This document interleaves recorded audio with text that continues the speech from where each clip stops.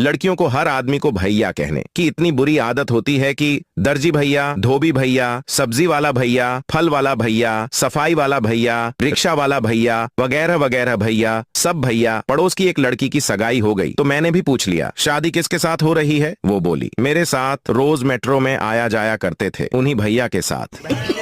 हम भारतीय बहुत सीधे हैं, किसी को सीधे सीधे नहीं मना करते हैं, देखते हैं, सोचते हैं, घर जाकर बताऊंगा, ये सब कहकर पीछा छुड़ाते हैं।